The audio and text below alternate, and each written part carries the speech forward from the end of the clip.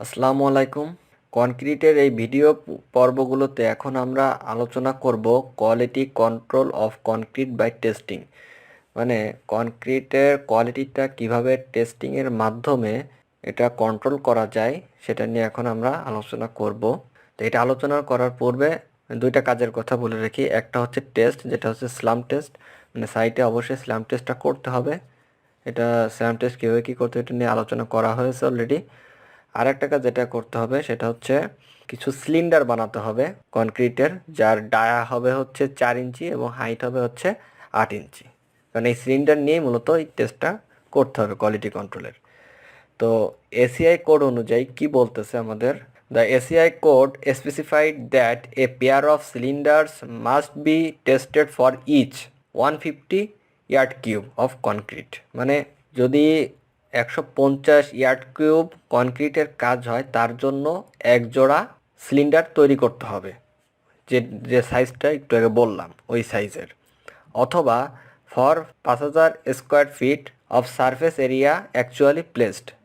অথবা 5000 স্কোয়ার ফিটের মধ্যে যদি কাজ হয় কনক্রিটের, তাহলে তার জন্য এক জোড়া সিলিন্ডার তৈরি করতে হবে।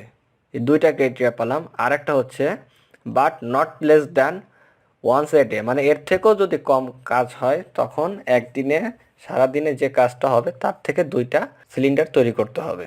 তো এইখানে যদি মানে 150 থেকে কম হয় তাও দুইটা, মানে 150 পর্যন্ত হচ্ছে এক জোড়া আর কি সিলিন্ডার তৈরি করতে হবে। আবার যদি 150 বেশি হয়, সাপোজ 300 হলো, তখন 2 জোড়া সিলিন্ডার তৈরি করতে হবে। আর 5000 পর্যন্ত, 5000 স্কোয়ার ফিট পর্যন্ত হচ্ছে এক জোড়া সিলিন্ডার তৈরি করতে হবে। এর বেশি হলে তখন সেই হিসেবে বাড়তে থাকবে। তো এখন এই সিলিন্ডার তো তৈরি করা হলো, সিলিন্ডার তৈরি করার পর সেটাকে কিউরিং করতে হবে। করার পর 7 দিন, 10 দিন বা 28 দিন যেভাবে হোক সেটা কিউরিং করতে হবে টাইম অনুযায়ী। কিউরিং করার পর এখন এটার স্ট্রেংথটা কীভাবে এনশিওর করতে হবে, কোয়ালিটিটা আমরা কীভাবে এনশিওর করব, the ensure adequate concrete strength in spite of such scatter. The ACI code stipulates that concrete quality is satisfactory if. এই কনক্রিটের স্ট্রেংথটা ইনশিওর করার জন্য, স্যাটিসফাই করার জন্য দুইটা কন্ডিশন আমাদের দিচ্ছে। একটা হচ্ছে no individual strength test result the average of a pair of cylinder test falls below the required FC prime by more than 500 psi when FC prime is 5000 psi or less.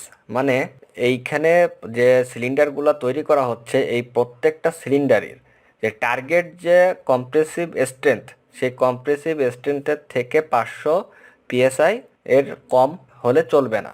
Suppose target compressive strength হচ্ছে 4000 psi, তাহলে এক্ষেত্রে প্রত্যেকটা individually test করার পর সেটা যদি 500 psi এর কম হয়, মানে যদি 3500 কম যদি হয় তাহলে সেটা চলবে না। আবার সবগুলো যদি 3500 কম হয়, 3500 হয়, তাহলে কিন্তু আবার চলবে না। এটা কয়েকটার ক্ষেত্রে অ্যালাউয়েবল। তো এইখানে ক্রাইটেরিয়া দিচ্ছে যে এটা 5000 psi এর ক্ষেত্রে অ্যালাউ।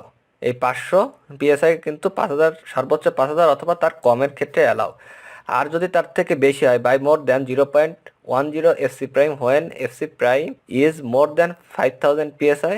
মানে যদি 5000 psi এর বেশি হয় তখন যেটা কম ধরা হচ্ছে সেটার পরিমাণ হবে হচ্ছে 0.10 এফসি প্রাইম। মানে আমাদের টার্গেট যদি হয় 6000 psi, সেক্ষেত্রে আসতেছে হচ্ছে 600 psi। মানে 600 psi পর্যন্ত কনসিডার করা যাবে কয়েকটা সিলিন্ডারের ক্ষেত্রে, সবগুলোর ক্ষেত্রে না।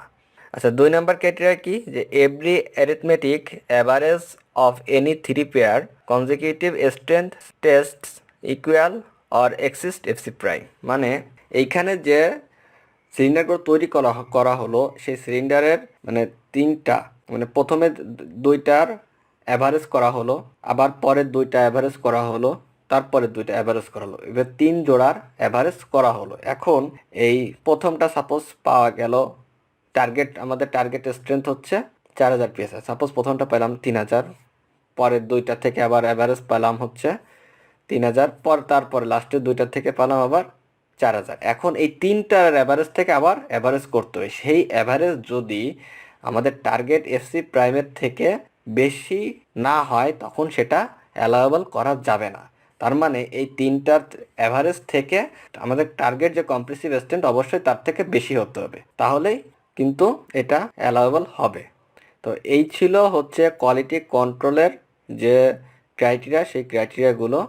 তো এই জিনিসগুলো আসলে মেনটেন করতে পারলে আমাদের যে সাইটের যে কাজগুলো থাকে, স্ট্রাকচারাল যে কাজগুলা, সেই কাজগুলা কিন্তু ভালোভাবে করা সম্ভব। আদারওয়াইজ কিন্তু এর কোয়ালিটিটা ধরে রাখা সম্ভব নয়।